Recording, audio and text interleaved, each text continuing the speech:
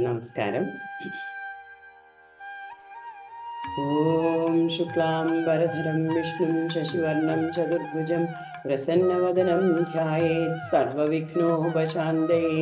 ശാന്താകാരം ഭുജഗശയനം പത്മനാഭം സുരേശം വിശ്വാധാരം ഗഗനസദൃശം മേഘവർണം ശുഭാംഗം ലക്ഷ്മീകാന്തം കമലനയനം യോഗിഹൃദ്ധ്യാനഗമ്യം വന്ദേ വിഷ്ണും ഭവഭയഹരം സർവലോകൈകനാഥം. ഗുരുർബ്രഹ്മാ ഗുരുർവിഷ്ണു ഗുരുർദേവോ മഹേശ്വര ഗുരു സാക്ഷാത് പരം ബ്രഹ്മ തസ്മൈ ശ്രീ ഗുരവേ നമഃ. ഓം നമഃ പ്രണവാർത്ഥായ ശുദ്ധജ്ഞാനൈകമൂർത്തയേ നിർമ്മലായ പ്രശാന്തായ ദക്ഷിണാമൂർത്തയേ നമഃ. മൂകം കരോതി വാചാലം പങ്കും ലംഘയതേ ഗിരിം യത്കൃപാതമഹം വന്ദേ പരമാനന്ദമാധവം. ഓം നമോ ഭഗവതേ വാസുദേവായ. ഓം നമോ ഭഗവതേ വാസുദേവായ. ഓം നമോ ഭഗവതേ വാസുദേവായ.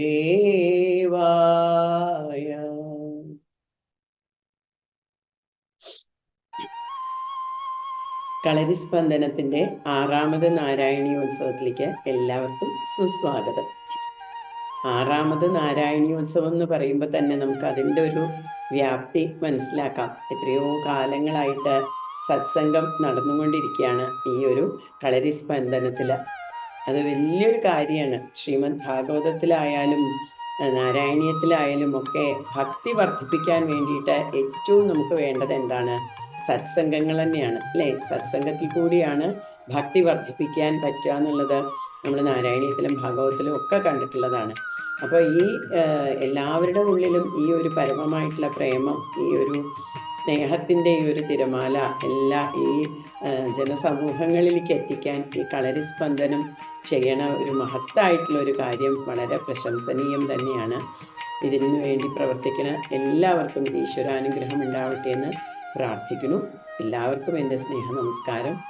എന്നെ ഈ വേദിയിലേക്ക് വീണ്ടും ക്ഷണിച്ച ശ്രീ സുനിൽകുമാറിന് പ്രത്യേകം സ്നേഹവും ബഹുമാനവും നന്ദിയും ഒക്കെ അറിയിക്കുന്നു. അപ്പോൾ ഇന്നത്തെ നമ്മുടെ വിഷയം എന്ന് പറയുന്നത് നാരായണീയം തന്നെയാണല്ലോ നമ്മുടെ വിഷയം. അപ്പോൾ നാരായണീയത്തിൽ എന്താണ് പ്രധാനമായിട്ടുള്ള വിഷയം? നാരായണീയത്തിലത്തെ വിഷയം എന്ന് പറയുമ്പോൾ നമുക്കറിയാം ഭക്തി തന്നെയാണ് നാരായണീയത്തിലത്തെ വിഷയം, അല്ലേ? ശ്രീമദ് ഭാഗവതം എന്ന് പറയുമ്പോൾ ഭക്തി തന്നെയാണ്. ശ്രീമദ് ഭാഗവതവും ഭക്തി തന്നെയാണ് ഉദ്ഘോഷിക്കുന്നത്. അപ്പോൾ ആ ശ്രീമദ് ഭാഗവതത്തിൻ്റെ എല്ലാം ഒരു തത്വങ്ങളും ചോർന്നു പോവാതെ പൂർണ്ണമായിട്ട് സംഗ്രഹിച്ച് നമുക്ക് തന്നിട്ടുള്ള ശ്രീ മേൽപ്പത്തൂർ നാരായണ ഭട്ടതിരി, അദ്ദേഹം നാരായണീയത്തിലും ഭക്തി തന്നെയാണ് പ്രധാനമായിട്ട് പറയണത്. അപ്പോൾ ഒന്നും ചോർന്നു പോയിട്ടുമില്ല എന്നാൽ ഭാഗവതത്തിൽ നിന്നുള്ളത് അത്രയും മനോഹരമായിട്ട് സംഗ്രഹിച്ചിട്ടാണ് നമുക്ക് തന്നിട്ടുള്ളത്. അപ്പോൾ ഇവിടെ നമുക്ക് എന്തൊക്കെയാണ് ഈ ഭക്തിയെ പറ്റിയിട്ട് എന്താണ് നമ്മുടെ വിഷയവും ഭക്തി തന്നെയാണ്, അല്ലാതെ വേറൊരു വിഷയം പറ്റില്ലല്ലോ നാരായണീയാവുമ്പോൾ. അപ്പം അതുകൊണ്ട് എന്താണ് ഭക്തിയെ പറ്റിയിട്ട് നമുക്ക് നമ്മുടെ ഉള്ളിൽ എന്തൊക്കെ മാറ്റങ്ങളാണ് ഉണ്ടാക്കണം എന്നുള്ളത് നമുക്ക് നോക്കാം. അപ്പോൾ 1ാമത്തെ ശ്ലോകത്തിൽ തന്നെ ഈ 91ാമത്തെ ദശകത്തിൽ 1ാമത്തെ ശ്ലോകത്തിൽ തന്നെ ഭക്തിയെ പറ്റി പറയണത് നമുക്ക് നോക്കാം.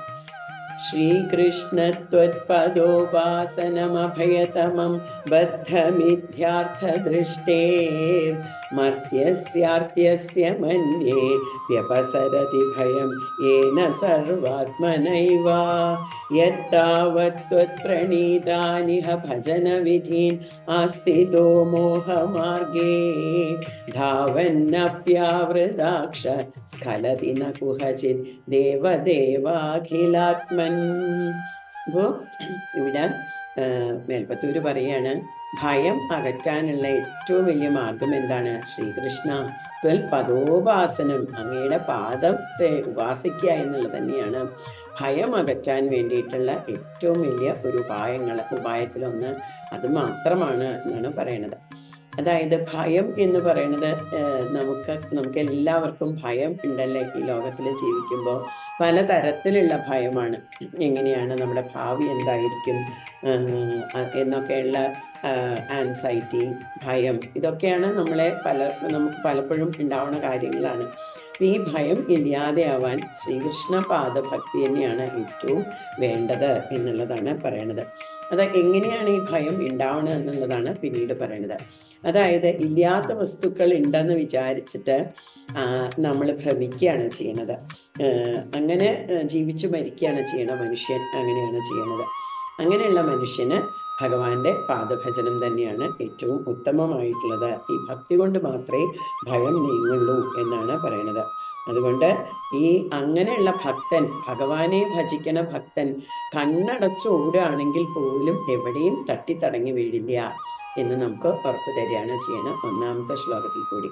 പിന്നെ വീണ്ടും മൂന്നാമത്തെ ശ്ലോകത്തിൽ കൂടി പറയാണ്, ഭീതിർനാമദ്വിതീയാൻ ഭവതി നനു മനഃകൽപിതം ച ദ്വിതീയം തേനൈക്യഭ്യാസശീലോ ഹൃദയമിഹ യഥാശക്തി ബുദ്ധ്യാ നിരുന്ധ്യാം മായാ വിദ്യേതു തസ്മിൻ പുനരപി ന തഥാ ഭാതി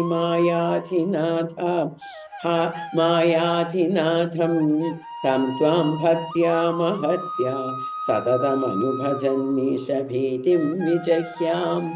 എവിടുന്നാണ് ഈ ഭീതി ഉണ്ടാവണത്? എവിടുന്നാണ് ഉണ്ടാവുന്നതെന്ന് ഒന്നും കൂടി വിസ്തരിച്ച് പറയണം. അതായത് ദ്വിതീയാൽ രണ്ടാമതൊന്നുണ്ടെന്ന് വിചാരിക്കണത് കൊണ്ടാണ് നമുക്ക് ഈ ഭയം ഉണ്ടാവണത്. അതായത് ശരിക്കും എന്താണ്, ഈശ്വരൻ മാത്രമേ ഇവിടെ സത്യത്തിലുള്ളൂ, ബാക്കിയൊക്കെ നമുക്ക് തോന്നാണ്. അപ്പോൾ അതൊക്കെ എങ്ങനെയാണ് ഉണ്ടാവണത്? എങ്ങനെയാണ്? മനക്കൽപ്പിതം ആണ് അല്ലേ? മനസ്സുകൊണ്ട് നമ്മൾ സങ്കല്പിച്ച് ഉണ്ടാക്കണതാണ് ഈ രണ്ടാമതുള്ളതൊക്കെ. ഈ ലോകം എന്ന് പറയുന്നത് മനസ്സുകൊണ്ട് നമ്മൾ സങ്കല്പിച്ച് ഉണ്ടാക്കണതാണ്. സത്യത്തിൽ എന്താണ്? ഈശ്വരൻ മാത്രമാണ് ഇവിടെ സത്യത്തിലുള്ളത്. അപ്പൊ എങ്ങനെയാണ് നമുക്ക് മനസ്സുകൊണ്ട് ഉണ്ടാക്കണതാണ് ഈ ലോകം എന്ന് പറഞ്ഞു കഴിഞ്ഞാൽ നമുക്കതൊരു വിശ്വസിക്കാൻ വിഷമാണ്. പക്ഷെ നമുക്ക് തന്നെ അറിയാം, നമ്മൾ എല്ലാ ദിവസവും ഉറങ്ങുമ്പോൾ, നല്ല സുഷുപ്തിയിലാവുമ്പോൾ, ഡീപ്പ് സ്ലീപ്പിൽ എന്താണ് നമുക്കുള്ളത്? നമുക്ക് ശരീരബോധമില്ല, മനസ്സില്ല, അല്ലെ, ബുദ്ധിയില്ല, അഹങ്കാരമില്ല, ഒന്നുമില്ല, നമ്മളൊന്നും അറിയണില്ല. ആ സമയത്ത് നമുക്ക് മനസ്സുമില്ല, ലോകവും ഇല്ല. നേരെ മറിച്ച് ഉണരുമ്പോൾ എന്താ സംഭവിക്കണത്? ഉണരുമ്പോൾ നമുക്ക് മനസ്സുണരണു, ലോകവും ഉണരണു. അതോടുകൂടിയിട്ട് മനസ്സുണരണോട് കൂടിയിട്ട് ലോകവും ഉണരണു. അപ്പൊ അതുകൊണ്ട് തന്നെ നമുക്ക് മനസ്സിലാക്കാം, മനക്കൽപ്പിതമാണ് ഈ ലോകം എന്നുള്ളത് മനസ്സിലാക്കാം. ഈ മനസ്സുകൊണ്ട് സങ്കല്പിച്ചിട്ടുള്ള ലോകം ഉണ്ടാവുമ്പോഴാണ് നമുക്ക് ഭയം ഉണ്ടാവുന്നത്. അപ്പൊ രണ്ടാണ്, ഈശ്വരനും ഞാനും രണ്ടാണ് എന്നുള്ള ഒരു ചിന്ത വരുമ്പോഴാണ് നമുക്ക് ഭയം ഉണ്ടാവുന്നത്.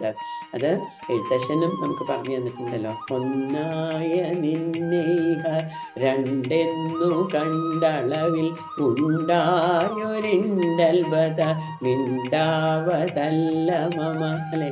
അപ്പൊ ഈ ഒരു രണ്ടെന്നുള്ള തോന്നൽ ഉണ്ടാവുമ്പോഴാണ് ഭയം ഉണ്ടാവുന്നത്.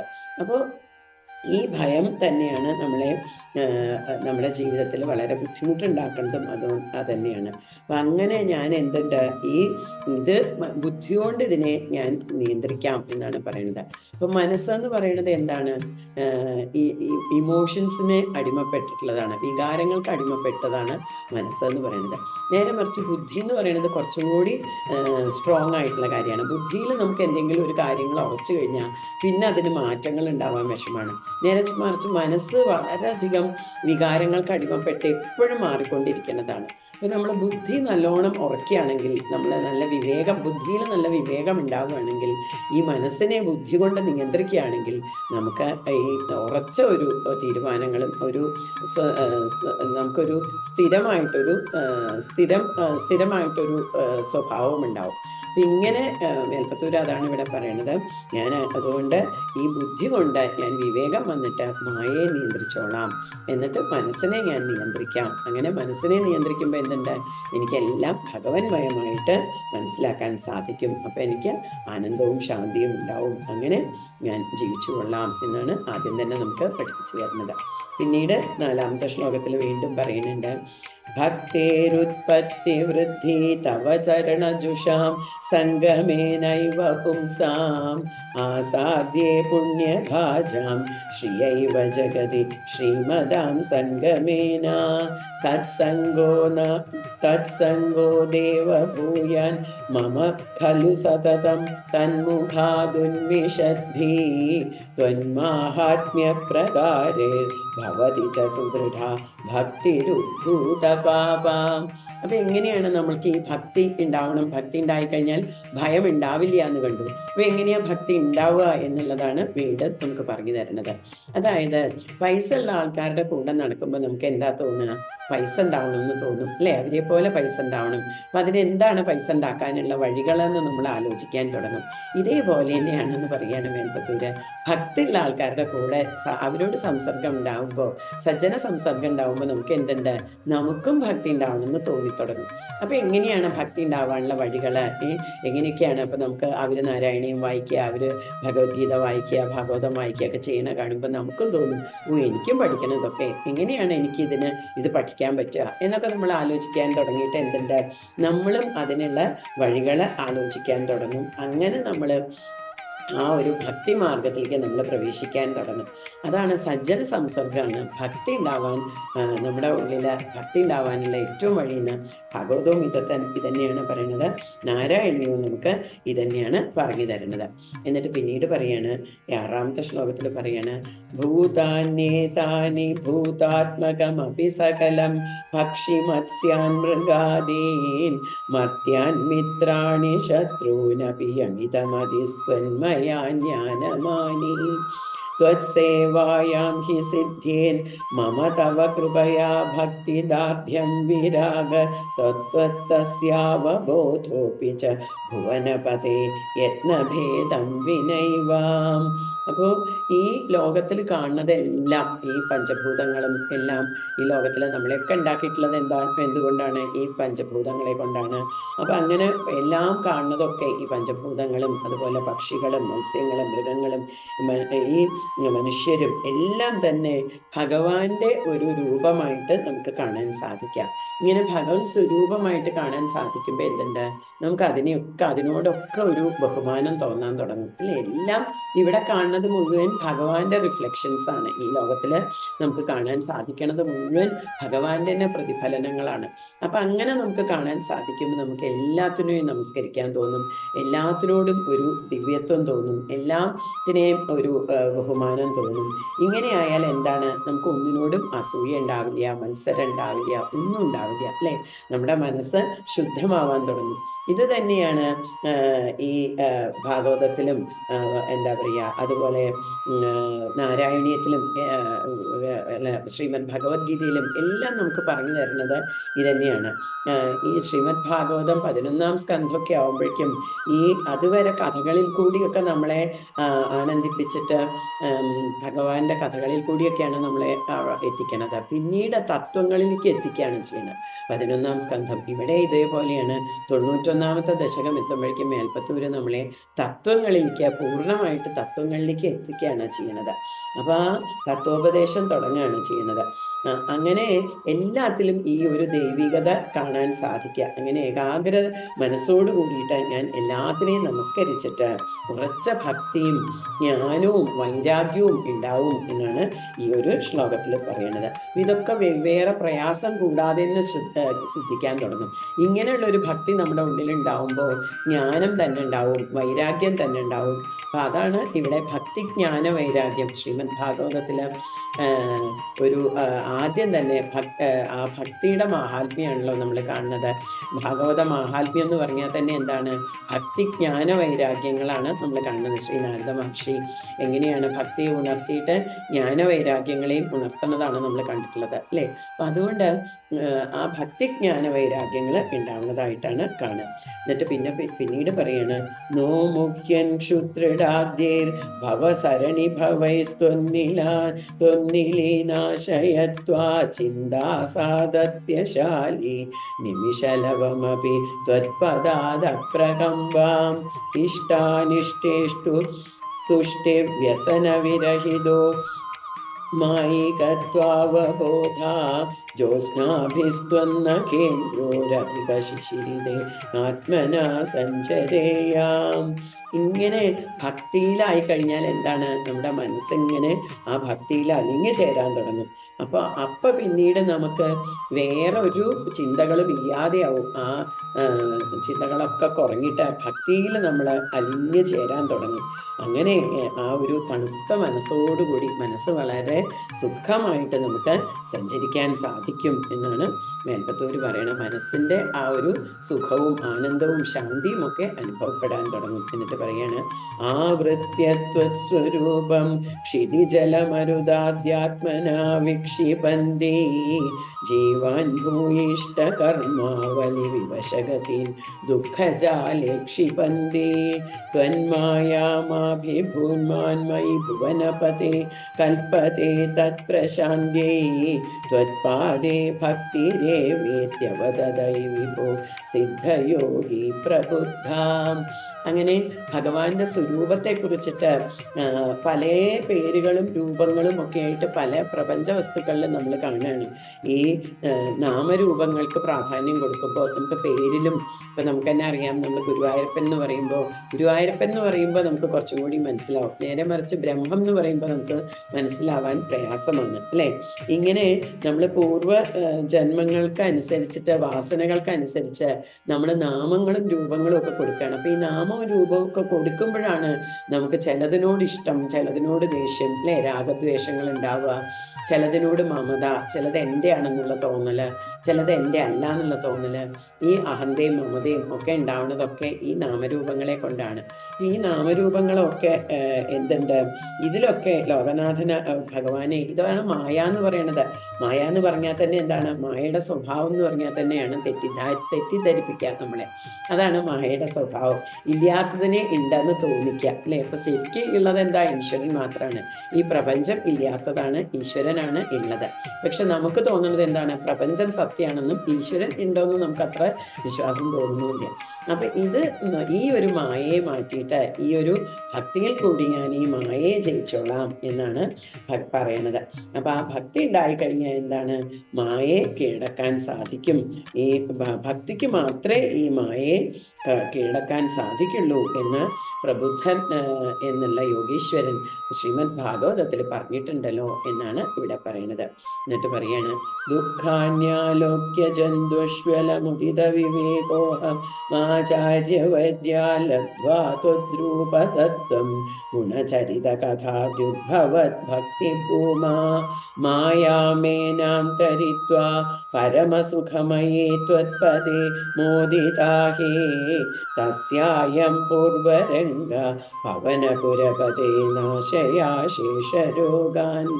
അങ്ങനെ ഞാൻ ഈ മായയെ അതിക്രമിച്ചിട്ട് ഈ ലോകത്തിലെ ദുഃഖം കാണാൻ തുടങ്ങും. ഈ ലോകം എന്ന് പറഞ്ഞാൽ എന്താണ്, ലോകത്തില് പലതും ദുഃഖമാണ്, അല്ലേ? അതായത് ജന്മ മൃത്യു ജരാവ്യാധി എന്ന് പറയും. ജന്മം എന്ന് പറഞ്ഞാൽ തന്നെ ദുഃഖമാണ്. അമ്മയുടെ ഗർഭപാത്രത്തിൽ കിടക്കുക വളരെ ദുഃഖപൂർണമായിട്ടുള്ള കാര്യമാണ് എന്നാണ് പറയുന്നത്. അതുപോലെ നമ്മൾ ജനിച്ച് വീഴുമ്പോൾ എത്ര നിസ്സഹായമായിട്ടുള്ള ഒരു അവസ്ഥയിലാണ് നമ്മൾ, അല്ലേ? നമുക്കൊന്നും ചെയ്യാൻ പറ്റില്ല. അപ്പോൾ ആ ബാല്യം എന്ന് പറയുന്നത് വളരെ നിസ്സഹായ അവസ്ഥയാണ്. പിന്നെ വയസ്സാവുമ്പോഴോ ജരബാധിക്കുക എന്ന് പറഞ്ഞാൽ അത് ദുഃഖമാണ്. വ്യാധികൾ വരിക എന്ന് പറഞ്ഞാൽ അതും ദുഃഖമാണ്.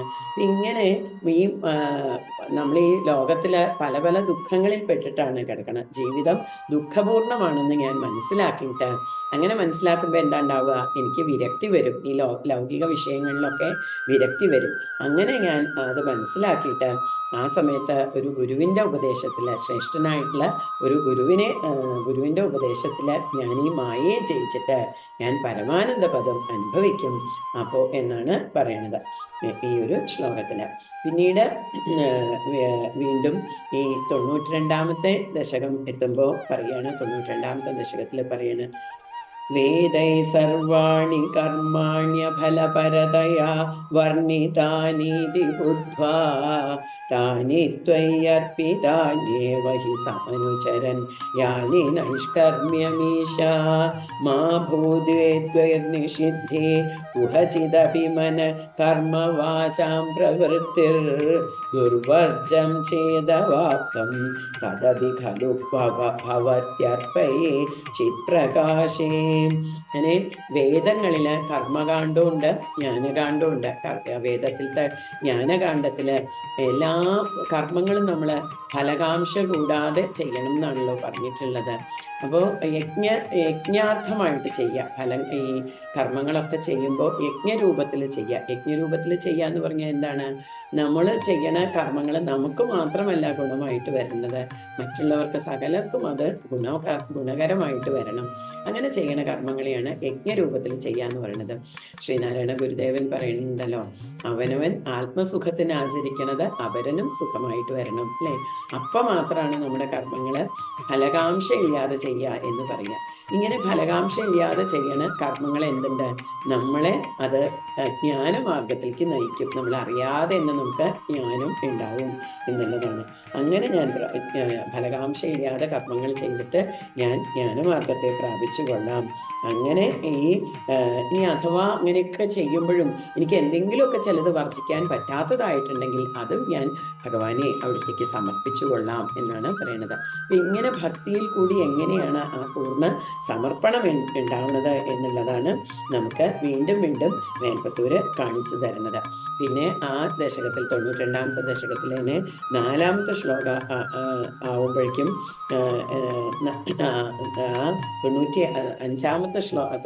95ാമത്തെ ദശകം ആവുമ്പോഴേക്കും ആ 4ാമത്തെ ശ്ലോകമാവുമ്പോഴേക്കും മേൽപ്പത്തൂര് പറയുകയാണ് ഇവിടെ. അതായത് 4ാമത്തെ ശ്ലോകത്തുമ്പോൾ പറയാണ്, ത്വൽഭക്തോ ബാഹ്യമാനോപി ച വിഷേരസൈ ഇന്ദ്രിയാശാന്തി ഹേതോർ ഭക്തിവാക്രമ്യമാണൈ പുനരപി ഖലുദൈർ ദുർബലൈർനാഭിജയ്യ സപ്താർച്ചിർദീപിതാർച്ചിർദഹതി കില യഥാ ഭൂരിദാരു പ്രപഞ്ചം ത്വദ്ഭക്ത്യോഖേ തഥൈവ ദഹതി ദുരിതം ദുർമദക്വേന്ദ്രിയാണാം. അങ്ങനെ ഈ അഥവാ നമ്മുടെ ഉള്ളില് നമുക്ക് അത്രയ്ക്കൊന്നും ഭക്തിയൊന്നും ദൃഢമായിട്ടില്ലെങ്കിൽ തന്നെ എന്താ ഉണ്ടാവുക? ഭക്തി ഉണ്ടായി കഴിഞ്ഞാൽ, ഭക്തിയിൽ നമ്മൾ കുറച്ച് പോയി കഴിഞ്ഞാൽ തന്നെ വിഷയവാസനകളൊക്കെ അവിടെ അടങ്ങാൻ തുടങ്ങും. കാരണം ഭക്തിക്ക് വിഷയവാസനകളെക്കാട്ടിലും അധികം ശക്തിയുണ്ട്. അപ്പൊ നമ്മുടെ ഉള്ളിൽ ഭക്തി ഇങ്ങനെ കുറേശ്ശെ വർദ്ധിച്ചു വരാൻ തുടങ്ങിക്കഴിഞ്ഞാൽ ആ ഭക്തി എന്ന വിഷയവാസനകളെയൊക്കെ തന്നെത്താൻ അതിനെയൊക്കെ നിയന്ത്രിച്ചോളും എന്നാണ് പറയുന്നത്. അങ്ങനെ എന്തുണ്ട്? വിഷയവാസനകളുടെ ബലം കുറഞ്ഞു ഭക്തിയുടെ ബലം കൂടിക്കൂടി വരാൻ തുടങ്ങും. എങ്ങനെയാണോ അതായത് രാത്രിയും പകലും ഒന്നിച്ചുണ്ടാവാൻ വയ്യ, അല്ലെ? നമുക്കറിയാം ഭക്തിയും ഈ വിഷയവാസനകളും ഒരിക്കലും ഒന്നിച്ചിരിക്കില്ല. രാത്രി പകല് വന്നു കഴിഞ്ഞാൽ, സൂര്യൻ വന്നു കഴിഞ്ഞാൽ രാത്രിക്ക് പോവാതിരിക്കാൻ നിവൃത്തിയില്ല. ഇതുപോലെയാണ് ഈ ഭക്തി കൊണ്ട് എന്തുണ്ടാവും? നമുക്ക് ജ്ഞാനം ഉണ്ടാവും. ഈ ജ്ഞാനം ഉണ്ടാവുമ്പോൾ ഈ അജ്ഞാനത്തിന് ഒരിക്കലും, ഈ വിഷയവാസനകളാകുന്ന അജ്ഞാനത്തിന് ഒരിക്കലും അവിടെ ഇരിക്കാൻ സാധിക്കില്ല എന്നുള്ളതാണ് നമുക്ക് പറഞ്ഞു തരുന്നത്. അപ്പൊ അങ്ങനെ ആവുമ്പോൾ എന്തുണ്ട്? കുറച്ചു കഴിഞ്ഞാൽ ഭക്തിയിൽ നമ്മളിങ്ങനെ പോകുമ്പോൾ ആ വിഷയവാസനകള് കുറഞ്ഞ് വരാൻ തുടങ്ങും. വീണ്ടും നമ്മൾ ആ ഭക്തി ജ്ഞാന വൈരാഗ്യത്തില് ഉയർന്ന് വരാൻ തുടങ്ങും. അപ്പൊ അതുകൊണ്ട് ഒരു അഗ്നി എങ്ങനെയാണോ വിറകുകളെ നശിപ്പിക്കുന്നത്, അങ്ങനെ ആ ഭക്തിയിൽ അമരുമ്പോൾ നമ്മുടെ പാപങ്ങളൊക്കെ നിശേഷം നശിക്കാൻ തുടങ്ങും.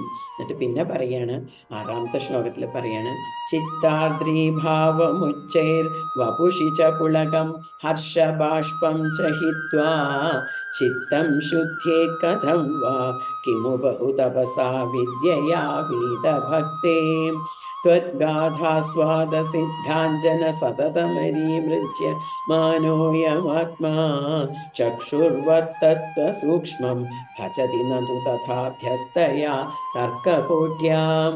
അപ്പോൾ എപ്പോഴും മേൽപ്പത്തൂര് പറയുന്ന ഒരു വാക്കാണ് ഈ ചിത്താർദ്രീഭാവം. ഇങ്ങനെ ചിത്താർദ്രീഭാവം എന്ന് പറഞ്ഞാൽ എന്താണ്? നമ്മുടെ മനസ്സലിയ, ഭക്തിയിൽ ഇങ്ങനെ മനസ്സലിയാൻ തുടങ്ങുമ്പോൾ എന്തുണ്ട്? നമുക്ക് ദേഹത്തില് രോമാഞ്ചം ഉണ്ടാവും, ആനന്ദ കണ്ണീര് വരാൻ തുടങ്ങും, ഗദ്ഗതം ഉണ്ടാവും. ഇങ്ങനെയൊക്കെ മനസ്സ് ശുദ്ധമായി തീരും. ഈ മനസ്സിന്റെ അലിവ് ഇതന്നെയാണ് നമുക്ക് എല്ലാവരോടുമുള്ള അനുകമ്പ, സ്നേഹം, അല്ലെ, ദയ, ഇതൊക്കെ ഉണ്ടാവാൻ തുടങ്ങും ഇങ്ങനെ ഭക്തിയില് നമ്മൾ പുരോഗമിക്കുമ്പോൾ.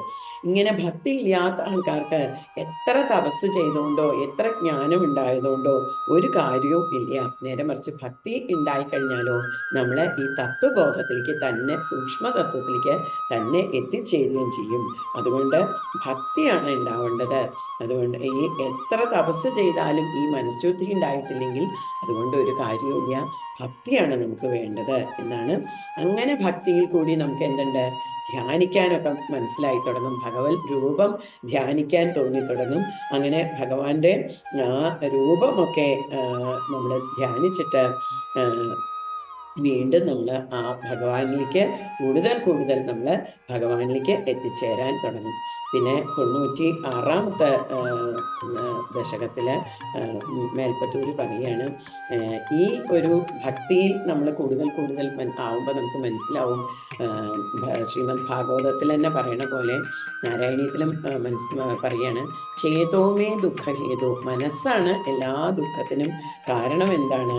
മനസ്സാണ്. അപ്പൊ ആ മനസ്സാണ് ദുഃഖത്തിന് കാരണമെന്ന് മനസ്സിലാക്കിയിട്ട് ഭഗവാനോട് പ്രാർത്ഥിക്കുകയാണ്, ഭഗവാനെ എനിക്ക് ആ മനഃശാന്തി ഉണ്ടാവണേ എന്നുള്ള പ്രാർത്ഥനയാണ് 9-ാമത്തെ ദശകത്തിൽ നമുക്ക് കാണാൻ സാധിക്കുക. പിന്നെ വീണ്ടും ആ 97-ാമത്തെ ദശകമാകുമ്പോഴേക്കും ആ 97-ാമത്തെ ദശകത്തിൽ 3-ാമത്തെ ശ്ലോകത്തിൽ പറയാണ്, ത്വദ്ഭാവോ യാവദേശു സ്ഫുരതി ന വിശദം താവദേവം ഹ്യുപാസ്തിം കുർവന്നൈകാത്മ്യബോധേ ഛടതി വികസതി ത്വന്മയോഹം ചരേയം ത്വദ്ധർമ്മസ്യാസ്യ താവത് കിമപി ന ഭഗവൻ പ്രസ്തുതസ്യ പ്രണാശ തസ്മാത് സർവാത്മനൈവ പ്രതിശ മമ വിഭോ ഭക്തിമാർഗം മനോജ്ഞം.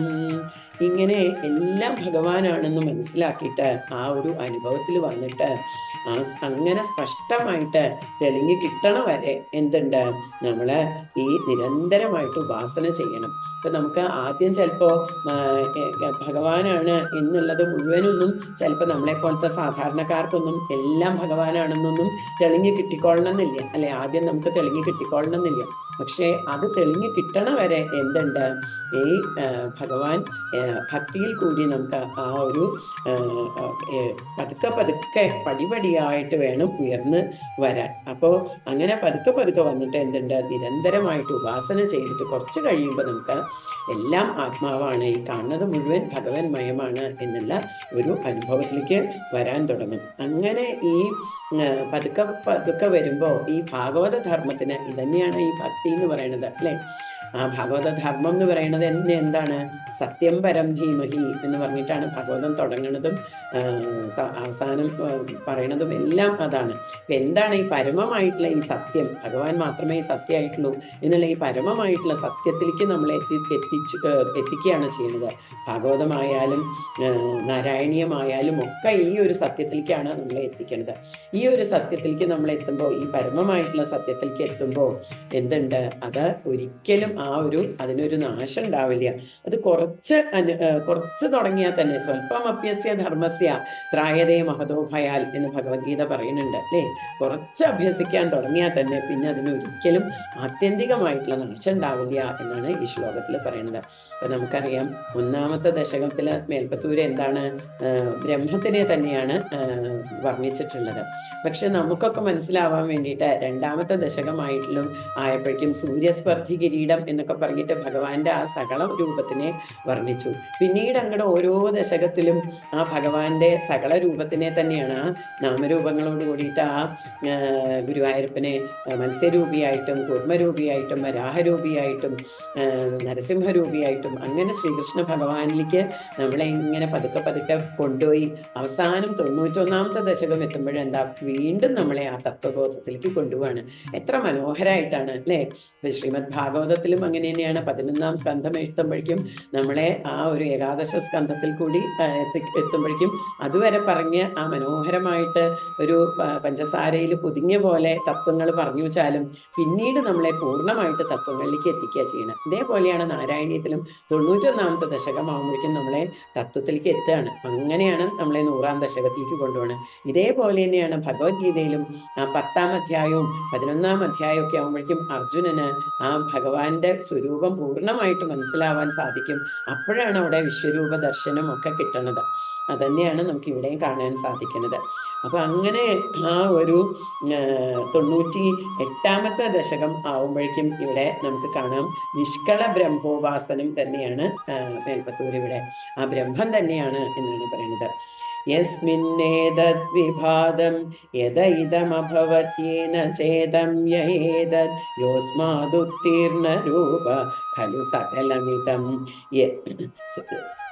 ഭാസിതം യസ്യ ഭാസാ യോ വാചാം ദൂരദൂരെ പുനരപി മനസാം യസ്യ ദേവാ മുനീന്ദ്രാ നോ വിദ്യുസ്തത്വരൂപം കിമു പുനരപരേ കൃഷ്ണ തസ്മൈ നമസ്തേ. അപ്പോൾ ആ ഒരു 98ാമത്തെ ദശകം ആവുമ്പോഴേക്കും മേൽപ്പത്തൂർ പറയാണ്, ഭഗവാനെ എന്താണ് അവിടുത്തെ ചെയ്യാൻ പറ്റുക? ഇങ്ങനെ ഈ ലോകം മുഴുവൻ പ്രകാശിപ്പിക്കുന്നത് ആരാണ്? അവിടുന്ന് തന്നെയാണ്. ദേവന്മാരും മുനീന്ദ്രന്മാരും ഒക്കെ ആരുടെ അധീനതയിലാണ്? ഈ ഭഗവാന്റെ അധീനതയിലാണ് അല്ലേ? അങ്ങനെയുള്ള ഈ ഭഗവാനെ വാക്കുകൊണ്ട് നമുക്ക് വിവരിക്കാൻ സാധിക്കില്ല. ആ ഭഗവാനെ നമുക്ക് എന്താണ് ചെയ്യാൻ സാധിക്കുക? നമസ്കരിക്കാൻ മാത്രമേ സാധിക്കുള്ളൂ എന്നുള്ള ആ പൂർണ്ണ ബോധത്തിലേക്ക് എത്തുകയാണ് ചെയ്യുന്നത്. അതാണ് നമുക്കിവിടെ കാണാൻ സാധിക്കുന്നത്. ആ ഒരു പൂർണ്ണമായിട്ടുള്ള ആ ഒരു സമർപ്പണം, ആ പൂർണ്ണമായിട്ടുള്ള നമസ്കാരമാണ് നമുക്കിവിടെ കാണാൻ സാധിക്കുക. എന്നിട്ട് അതേപോലെ 11ാമത്തെ ശ്ലോകത്തിൽ പറയാണ്, ദുർവാരം ദ്വാദശാരം ത്രിശത പരിമിളൻ ഷഷ്ടിപർവാഭിവീതം സംഭ്രാമ്യ ക്രൂരവേഗം ക്ഷണമനു ജഗദാച്ഛിദ്യ സന്ധാവമാനം ചക്രം തേ കാലരൂപം വ്യഥയതു നതു മാം ത്വത്പദൈകാവലംബം വിഷ്ണു കാരുണ്യ സിന്ധു പവനപുരപദേ പാഹി സർവാമയൗകാൻ. 12 അഴികളും 360 ചക്രമുനകളും ഉള്ളതും കഠിന വേഗത്തിൽ ചുറ്റിത്തിരിയുന്നതുമായിട്ടുള്ള ഈ കാലചക്രം ഉണ്ടല്ലോ, കാലസ്വരൂപനായിട്ടുള്ള ഭഗവാൻ തന്നെയാണ്. കാലം എന്ന് പറയുന്നത് ആരാണ്? ഭഗവാൻ തന്നെയാണ്. ആ കാലസ്വരൂപനായിട്ടുള്ള ഭഗവാനെ ഈ ഒരു കാലചക്രം എന്നെ വേദനിപ്പിക്കരുതേ. ഓരോ കൊല്ലം കഴിയും തോറും, ഈ 365 ദിവസങ്ങളൊക്കെ കഴിയും തോറും എന്താണ് സംഭവിക്കണത്? നമ്മുടെ ആയുസ് കുറഞ്ഞുകൊണ്ടിരിക്കുകയാണ്, നമ്മൾ മരണത്തോട് അടുക്കുകയാണ് ചെയ്യണത്. അപ്പൊ ഈ ഒരു ഭക്തിയും ഈ ഒരു ജ്ഞാന വൈരാഗ്യങ്ങളും ഒക്കെ ഉണ്ടായിക്കഴിഞ്ഞാൽ എന്താണ്? നമുക്ക് മരണത്തിനെ പോലും പേടിയില്ലാതെയാവും. അമൃതം തന്നെയാണ് ഈ നമ്മൾ ആ ഒരു ഭക്തി എന്ന് പറയുന്നത്. എന്താണ്? അമൃത സ്വരൂപം തന്നെയാണ്. ഈ ഭക്തിയിൽ അമരുമ്പോൾ നമുക്ക് എന്താണ്? മരണത്തിനെ പോലും പേടിയില്ലാതെയാവും. നമ്മൾ അമൃതത്വത്തിലേക്ക് ഉയരുകയാണ് ചെയ്യണത്.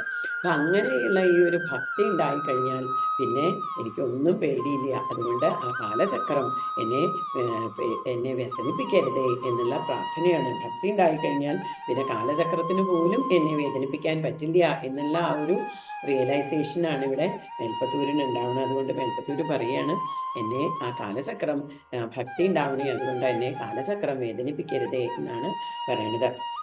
അപ്പോൾ ആ ഒരു ബ്രഹ്മം തന്നെയാണ് ഭഗവാൻ എന്നുള്ള ആ ഒരു അനുഭവ തലത്തിലേക്ക് നമ്മളെ ഉയർത്തിക്കൊണ്ടുവരികയാണ് ചെയ്യുന്നത്. നാരായണീയം 91ാമത്തെ ദശകം തൊട്ടിട്ട് 100ാമത്തെ ദശകം ആവുമ്പോഴേക്കും നമ്മളും ആ പൂർണ്ണ ആ ഒരു ബ്രഹ്മ അനുഭവത്തിലേക്ക് നമ്മളെ എത്തിക്കുകയാണ് ചെയ്യുന്നത്. അപ്പോൾ 99ാമത്തെ ദശകത്തിൽ നമുക്ക് നോക്കാം. വിഷ്ണോർവീര്യാണി കോ വാ കഥയതു ധരണേ കശ്ചരേണുന്മിമീതേ യസ്യൈവാംഘ്രിത്രയേണ ത്രിജഗദഭിമിതം മോദതേ പൂർണ്ണസമ്പദ് യോസൗ വിശ്വാനി ധത്തേ പ്രിയമിഹ പരമം ധാമ തസ്യാഭിയായാം ത്വൽഭക്തായത്ര മാദ്യന്ത്യമൃതരസമരന്തസ്യ യത്ര പ്രവാഹം.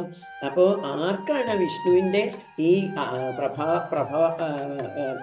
മഹത്വത്തിനെ പറ്റിയിട്ട് ആർക്കാണ് പറയാൻ പറ്റുക എന്നുള്ള ആ പൂർണ്ണമായിട്ടുള്ള ബോധ്യം മേൽപ്പത്തൂരിന് ഉണ്ടായി. 99ാമത്തെ ദശകമായപ്പോഴേക്കും ആ ബോധ്യം ഉണ്ടായി.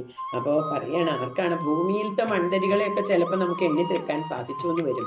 പക്ഷേ വിഷ്ണുവിൻ്റെ ആ മഹത്വത്തിനെ പറ്റിയിട്ട് പറയാൻ നമ്മളെ കൊണ്ട് സാധിക്കില്ല. ഈ വാമനനായിട്ട് മഹാബലിക്ക് കാണിച്ചു കൊടുത്തതും ഈ വിശ്വരൂപം തന്നെയാണ് അല്ലേ? അർജുനന് കാണിച്ചു കൊടുത്തതും ഭഗവാൻ. ഇപ്പൊ ഈ ഒരു നമ്മൾ ഈ ഒരു അനുഭവത്തിലേക്ക് എത്തുമ്പോൾ നമ്മുടെ ഉള്ളിലെ ഈ എല്ലാം ബ്രഹ്മം തന്നെയാണ്, ബ്രഹ്മം മാത്രമേ ഉള്ളൂ എന്നുള്ള ആ ഒരു മഹത്വം, ഭഗവാന്റെ മഹത്വം നമുക്ക് കുറച്ചെങ്കിലും ബോധ്യം വരുമ്പോഴാണ് നമുക്ക് ഈ വിശ്വരൂപ ദർശനം ഉണ്ടാവുക എന്നുള്ളതാണ് ഇവിടെ കാണിച്ചു തരുന്നത്. ആ ഒരു അനുഭവത്തിലേക്ക് നമ്മൾ എത്തുമ്പോൾ, അപ്പൊ എപ്പോഴാണോ വാമനമൂർത്തിയായിട്ട് മഹാബലിക്ക് വിശ്വരൂപ ദർശനം ദർശനം ഉണ്ടാക്കി കൊടുത്തത്. അപ്പൊ തന്നെയാണ് അതേപോലെ തന്നെയാണ് ഇവിടെ മേൽപ്പത്തൂരിനും അർജുനനും ഭഗവാൻ വിശ്വരൂപ ദർശനം കാണിച്ചു കൊടുത്തു. അതുപോലെ തന്നെയാണ് മേൽപ്പത്തൂരിനും ഇവിടെ ആ ഒരു അനുഭവത്തിലേക്ക് എത്തിക്കൊണ്ടിരിക്കുകയാണ്. അതാണ് നമുക്കിവിടെ കാണാൻ സാധിക്കുക. എന്നിട്ട് വീണ്ടും രണ്ടാമത്തെ ശ്ലോകത്തില് വീണ്ടും പറയാണ്, മേൽപ്പത്തൂര് പറയാണ്, ആദ്യായ അവശേഷകർത്രേ പ്രതിനിമിഷനവീനായ ഭക്തേർവിഭൂതേർ ഭക്താത്മാ വിഷ്ണവേയ പ്രതിശതി ഹവിരാദീനി യജ്ഞാർച്ചനാദൗ കൃഷ്ണാദ്യം ജന്മയോ വാ മഹദിഹ മഹദോ വർണ്ണയേത് സ്വയമേവ പ്രീതപൂർണോ യശോഭിസ്ത്വരിതമഭിസരേ പ്രാപ്യമന്ദേ പദം തേ. ഇപ്പോ ലോകത്തിന്റെ ഉൽപ്പത്തിക്ക് മുമ്പ് തന്നെയുള്ള ആളാണ് വിഷ്ണു അല്ലെ എന്നുള്ളത് ബോധ്യായി. ഈ ലോകം എങ്ങനെയാണ് ഭാഗവതത്തിൽ എപ്പോഴും പറയണതാണ് അല്ലെ, ഒരു പൂർണ്ണനാഭിയെ പോലെ, ഒരു എട്ടുകാലിയെ പോലെ തൻ്റെ ഉള്ളിൽ നിന്ന് തന്നെ വല ഉണ്ടാക്കിയിട്ട് ഈ ലോകത്തിനെ സൃഷ്ടിക്കണു, തൻ്റെ ഉള്ളിലേക്ക് തന്നെ ഈ വല വലിച്ചെടുക്കുകയും ചെയ്യണു. ഇതേപോലെയാണ് ഭഗവാൻ ഈ ലോകത്തിനെ സൃഷ്ടിക്കണത്. ഭഗവാന്റെ ഉള്ളിൽ നിന്ന് വന്നതാണ് ഈ ലോകം. ആദ്യം ഒന്നും ഉണ്ടായിരുന്നില്ല, ഭഗവാൻ മാത്രമേ ഉണ്ടായിരുന്നുള്ളൂ. പിന്നീട് ലോകത്തിനെ ഭഗവാൻ സൃഷ്ടിച്ചു, അതിനെ സംരക്ഷിച്ചു. വീണ്ടും ഭഗവാൻ തന്നെ തൻ്റെ ഉള്ളിലേക്ക് തന്നെ ആ ലോകത്തിനെ വലിച്ചെടുക്കുകയും ചെയ്യണു, സംഭരിക്കുകയും ചെയ്യണു. അപ്പോൾ ഇങ്ങനെയുള്ള ഈ വിഷ്ണുവിനെ മനസ്സിലെ ഭക്തിയോടുകൂടിയിട്ട് ആരാണോ പ്രാർത്ഥിക്കണത്, ആരാണോ ഭഗവാന്റെ അവതാര കഥകളെയൊക്കെ പാടി പുകഴ്ത്തുന്നത്, അങ്ങനെ ഉള്ള ഒരു ഭക്തൻ മാത്രമാണ് ഈ ലോകത്തില് സന്തോഷത്തോടു കൂടി ജീവിക്കാൻ സാധിക്കണത്. ഈ ഒരു ഭഗവത് സ്മരണ ഉള്ളവർക്ക് മാത്രമാണ് ആനന്ദത്തോടു കൂടിയും ശാന്തിയോടു കൂടിയിട്ടും ഈ ലോകത്തില് ജീവിക്കാൻ സാധിക്കുള്ളൂ എന്നുള്ളതാണ് ഇവിടെ ആ ഒരു മേൽപ്പത്തൂര് നമുക്ക് പറഞ്ഞു തരണത്. ഈ ഒരു ഭക്തി തന്നെയാണ് നമുക്ക് ആനന്ദവും ശാന്തിയും ഉണ്ടാവുള്ളൂ. ഈ ലോകത്തിൽ നമുക്ക് ആനന്ദവും ശാന്തി ഉണ്ടാവണമെങ്കിൽ ഈ ഭക്തി വേണം എന്നുള്ളത് വീണ്ടും വീണ്ടും നമ്മളെ ബോധിപ്പിക്കുകയാണ് ചെയ്യുന്നത്. ഇങ്ങനെയുള്ള ഒരു ബ്രഹ്മാനുഭവം ഉണ്ടായി കഴിയുമ്പോഴാണ് ഇവിടെ 100ാമത്തെ ദശകത്തില് ആ ഗുരുവായൂരപ്പൻ ഇവിടെ പ്രത്യക്ഷപ്പെടുന്നത്. നമ്മൾ കണ്ടിട്ടുള്ളതാണല്ലോ അല്ലേ. ഗുരുവായൂര് അഗ്രേ പശ്യാമി തേജോ നിബിഡതരകളായാവലി ലോഭനീയം പീയൂഷാപ്ലാവിദോഹം തദനു തദുതരേ ദിവ്യ കൈശോരവേഷം താരുണ്യാരംഭരമ്യം പരമസുഖരസാസ്വാദ്യ രോമാഞ്ചിതാംഗൈരാവേദം നാരദാദ്യൈർ വിലസതുപനിഷത് സുന്ദരീ മണ്ഡലൈശ്ച. ആ ഉപനിഷത്ത് സുന്ദരിമാര് അതായത് പൂർണ്ണമായിട്ടുള്ള തത്വബോധം, ആ ജ്ഞാനം മേൽപ്പത്തൂരിന്റെ ഉള്ളില് തെളിഞ്ഞു എന്നുള്ളതാണ് കാണുന്നത്. അപ്പൊ നമുക്ക് എല്ലാവർക്കും ഈ നാരായണീയ പഠനത്തിൽ കൂടി നമ്മുടെയൊക്കെ ഉള്ളിൽ ആ തത്വബോധം, ആ പൂർണ്ണമായിട്ടുള്ള ഭക്തി ജ്ഞാന വൈരാഗ്യങ്ങൾ ഉണരട്ടെ എന്ന് പ്രാർത്ഥിച്ചുകൊണ്ട് ഈ ഒരു സത്സംഗം ഭഗവത് പാദത്തിന് സമർപ്പിക്കുന്നു. എല്ലാവർക്കും വീണ്ടും നമസ്കാരം. കായേന വാചാ മനസൈന്ദ്രിയേർവാ ബുദ്ധ്യാത്മനാ വാ പ്രകൃതിയ സ്വഭാവം കരോമി യദ്യത് സകലം പരസ്മൈ നാരായണായേതി സമർപ്പയാമി. ത്വമേവ മാതാ ച പിതാ ത്വമേവ ത്വമേവ ബന്ധുശ്ച സഖാ ത്വമേവ ത്വമേവ വിദ്യാ ദ്രവിണം ത്വമേവ ത്വമേവ സർവം മമ ദേവ ദേവ ത്വമേവ സർവം മമ ദേവ ദേവ. ജയ ജയ രാധാരമണ ഹരി ബോൾ. ജയ ജയ രാധാരമണ ഹരി